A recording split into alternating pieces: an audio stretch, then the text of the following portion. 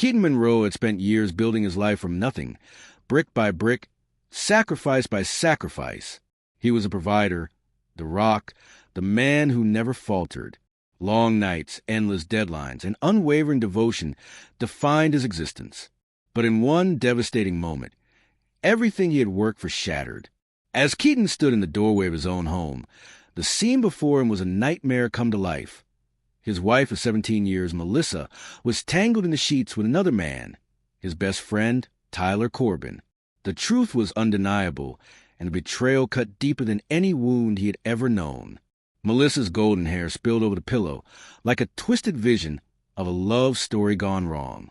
Tyler, his once trusted friend, smirked with arrogance, his tattooed arm draped possessively around Melissa's waist. Keaton's daughter, Sandra, stood behind him, her expression not of shock or sorrow, but contempt. "Why don't you just disappear, Dad?" she spat, her words sharper than any blade. But Keaton didn't break. He didn't scream, didn't rage, didn't fall to his knees. Instead, he looked at the people he had spent his life protecting and saw strangers. Without a word, he turned and walked away, his mind already calculating his next move. Keaton didn't drown himself in sorrow or seek solace in a bar. Instead, he got to work. The small, sterile apartment he rented that night became his war room. With a desk, a laptop, and a notebook, he mapped out every asset, every investment, every financial thread Melissa had relied on. The house, the car, the investments, all were in his name. For 17 years, Melissa had spent his money while he worked tirelessly to earn it. Now he was taking it all back. By morning, joint accounts were closed, assets were transferred, and every financial lifeline Melissa had was severed. It took 3 days for her to realize what had happened. Her credit card was declined at the grocery store, Sandra's college fund was gone, and the mortgage bill arrived with only Keaton's name on it. The texts and calls started pouring in, but Keaton ignored them all. Melissa's voicemails grew increasingly desperate. "You son of a," she screamed in the final message. "You think you can just take everything from me? I'll ruin you." Keaton saved the voicemail. It would make excellent evidence in court. On the 5th day, Keaton returned to the house, not to confront them, but to observe. Tyler's truck was still parked in the driveway, and laughter spilled through the windows. They thought they had won, thought Keaton had lost, but they were wrong. Keaton knew Tyler's secrets. The man wasn't just a parasite. He was a serial cheater with gambling debts and a trail of lies. With a few clicks, Keaton hacked into Tyler's email and social media, uncovering explicit messages to multiple women, bank statements showing his debts, and even a pawn shop receipt for the luxury watch he had bragged about buying. Keaton compiled the evidence and sent it to Melissa from a fake account. 3 hours later, Melissa called. "I know it's you," she hissed. "I know you sent those emails." Keaton sipped his coffee, unfazed. Interesting perspective. "I only reclaimed what was mine," he replied calmly. "By the way, you should probably get tested. Who knows where Tyler's been?" That night, the house erupted in chaos. Tyler stumbled out the door, clutching a duffel bag, as Melissa hurled insults and a chair at him. "You lied to me," she shrieked. Tyler's face burned with humiliation. "You think Keaton did this? He's the one laughing right now," he shouted before peeling out of the driveway. With Tyler gone, Keaton turned his attention to Melissa. She had never worked a day in her life, living off his sacrifices while playing the role of the perfect suburban wife. Now she was standing in the wreckage of her own making. Keaton watched from across the street as she sat on the porch steps, barefoot and broken, gripping her phone like it held the key to salvation. But her world had crumbled and there was no going back. The final blow came when Keaton revoked Melissa's access to the house and all accounts tied to it. Legally, she was now nothing more than a tenant in his home, and tenants could be evicted. As Melissa stormed into the bank the next morning demanding answers, Keaton leaned back in his car, a smirk playing on his lips. Phase 1 was complete. Phase 2 was just beginning. Melissa Monroe stood in the bank, her face pale with shock. "I don't understand," she hissed at the branch manager, Patricia, a middle-aged woman who had known Keaton for years. "Why are my accounts frozen? Why can't I access my own money?" Patricia glanced at the screen, her expression unreadable. Mrs. Monroe. All the accounts in question are under Mr. Keaton Monroe's name. You are listed as a secondary party, not an owner. Melissa's eyes widened in horror. That can't be right. I've been using those accounts for years. You've been spending from them for years, Patricia corrected gently. But you never owned them. Melissa staggered back, as if the air had been knocked from her lungs. My mortgage, credit lines, vehicle payments. They all belong to Keaton, Patricia finished. The realization hit Melissa like a tidal wave. She felt sick. She had thought she had won, thought she had humiliated him, pushed him out, left him with nothing. But the truth was far worse. Keaton hadn't lost. He had planned this. Sandra Monroe, their daughter, had grown up entitled, spoiled, and ungrateful. Keaton had worked tirelessly to provide her with the best. Designer clothes, the newest phone, the safest car. But Sandra never saw his sacrifices. She only saw what she felt was missing.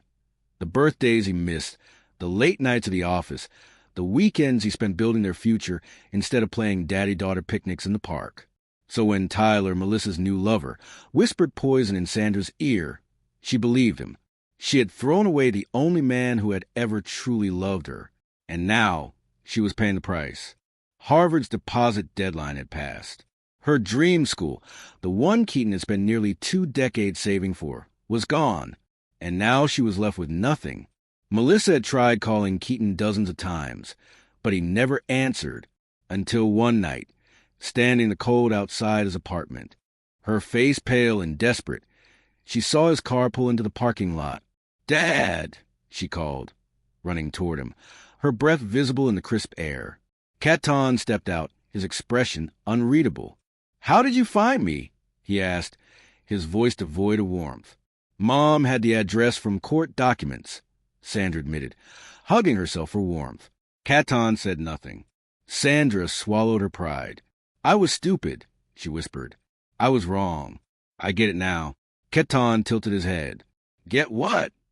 Sandra's voice cracked.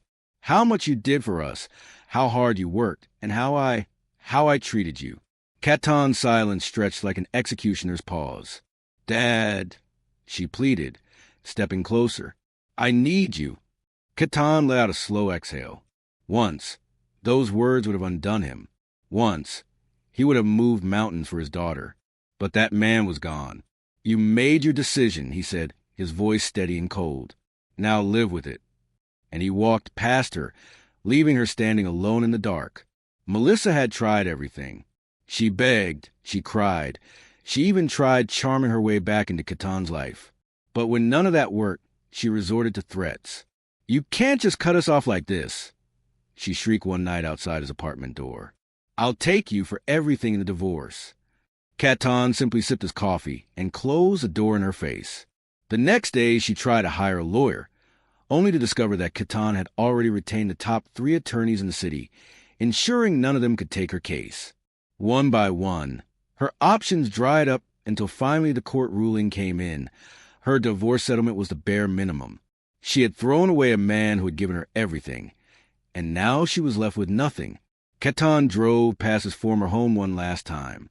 The for sale sign had been replaced with sold. Melissa and Sandra had already moved into her sister's garage apartment, living in a single-room space with barely any privacy. Sandra was now working a part-time job at a fast food restaurant, her former friends avoiding her like the plague. Melissa, once the queen of suburban socialites, was now invisible to the very people who had once praised her. She had reached out to old acquaintances, old lovers, old friends, and all of them had done exactly what she had done to Caton. They had discarded her. Caton felt nothing as he watched another family move into what was once his home, because he had already built something better. 6 months later, Caton Monroe was untouchable. He had been promoted, leading a new engineering division at a top firm. He had moved into a high-rise condo overlooking the city with a view fit for a king. And most importantly, he had moved on. Ivanka Palmer sat across from him at dinner, her auburn hair catching the glow of the candlelight. "So," she said, swirling her wine, "are you finally done looking over your shoulder?" Caton thought about it. He thought about Melissa, alone and aging. He thought about Sandra, learning how cruel the world could be. He thought about Tyler, working under the Arizona sun, a broken man with no future. And for the first time in a long, long time, he smiled. "Yeah," he said, lifting his glass. "I'm done." And he had won.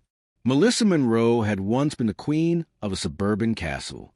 Now she was nothing more than a washed-up relic, living in her sister's cramped garage apartment, scraping by on the last shreds of her dignity.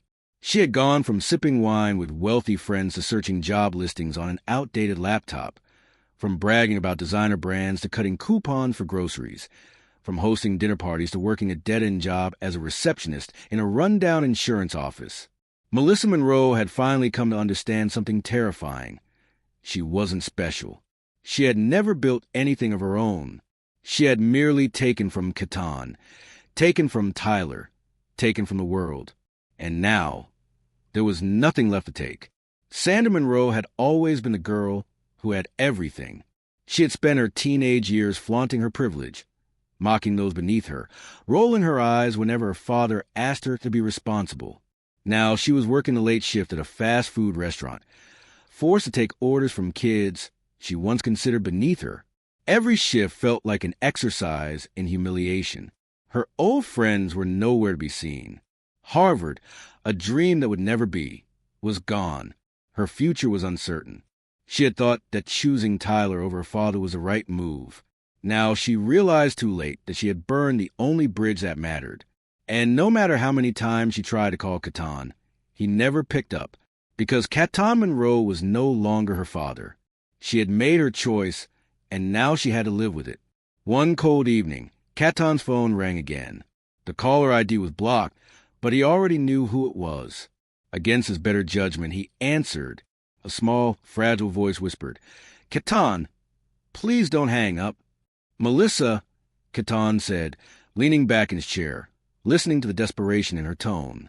I need to see you," she stammered. Catan's voice was like steel wrapped in ice. "Why?" Melissa hesitated. "'Cause I miss you." He let out a slow, humorless chuckle. "Miss me?" he repeated, his voice dripping with cold amusement. "Or miss what I gave you?" Melissa inhaled sharply. "Catan, please. I don't have anyone else." Catan didn't feel an ounce of sympathy. "That was your choice," he said simply. And then he hung up. For good. 6 months had passed since Catan had walked away. 6 months since he had dismantled their lives piece by piece. Now, standing outside what was once his home, he watched as the final chapter closed. A new family was moving in, a young couple with bright eyes and hopeful dreams. They had no idea what had happened in that house. No idea of the betrayal, the heartbreak, the revenge. As Catan watched them unpack boxes and laugh together, he realized something. This was the first time in years he felt at peace. Catan had erased Melissa and Sandra from his life, but he knew they were still out there, living in the ruins of their choices. Melissa fading into obscurity, stuck in a job she hated, her looks no longer enough to save her. Sandra struggling to hold on to a future that had slipped through her fingers, forced to work for every dollar she once took for granted. And Tyler, gone. No one had heard from him in months. Rumors said he had left town, broken, beaten down, running from debts he could never pay. Catan had won. But it wasn't just revenge that satisfied him. It was knowing that they finally understood what they had done. And that was enough. The man Catan had once been was gone. The man he had become was stronger, unbreakable, untouchable. His career had skyrocketed. His new division was thriving, and his personal life was better than ever. Ivanka sat across from him at dinner, watching him carefully. "You seem lighter," she noted. Catan smirked. "I think I finally let go." Ivanka's gaze softened. "Good, because you deserve more than a life spent looking back." For the first time in years, Catan realized she was right. And as he reached for her hand, he felt something foreign settle inside him. Something he hadn't known in a long time. Happiness. Months later, Catan received one final letter. The return address, Riverbank, Melissa's new home. He opened it, his eyes scanning the messy handwriting. "Catan, I don't expect you to forgive me. I don't deserve it. I just wanted you to know that I finally understand.